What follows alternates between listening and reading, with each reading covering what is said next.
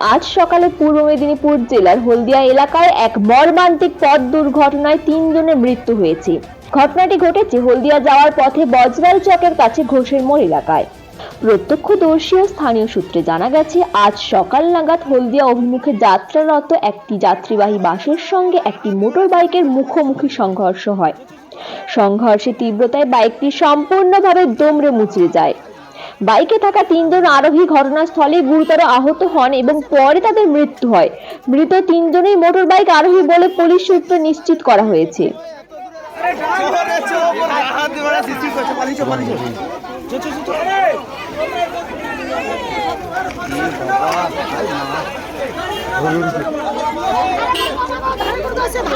দুর্ঘটনার জেরে বাসের কয়েকজন যাত্রীও আহত হন। আহতদের মধ্যে কয়েকজনকে প্রাথমিক চিকিৎসার জন্য নিকটবর্তী হাসপাতালে ভর্তি করা হয়েছে, তবে তাদের অবস্থা আপাতত স্থিতিশীল বলে জানা গেছে। দুর্ঘটনার খবর পেয়ে দ্রুত ঘটনাস্থলে পৌঁছায় স্থানীয় থানার পুলিশ ও ট্রাফিক পুলিশ। পুলিশ মৃতদেহগুলি উদ্ধার করে ময়নাতদন্তের জন্য পাঠিয়েছে এবং আহত যাত্রীদের চিকিৎসার ব্যবস্থা করা হয়। দুর্ঘটনার ফলে কিছু সময়ের জন্য ওই এলাকার যান চলাচল ব্যাহত হয়। প্রাথমিক তদন্ত অনুমান করা হচ্ছে অতিরিক্ত গতি বা অসাবধানতাই এই দুর্ঘটনার অন্যতম কারণ হতে পারে। তবে দুর্ঘটনার সঠিক কারণ জানতে পুলিশ তদন্ত শুরু করেছে।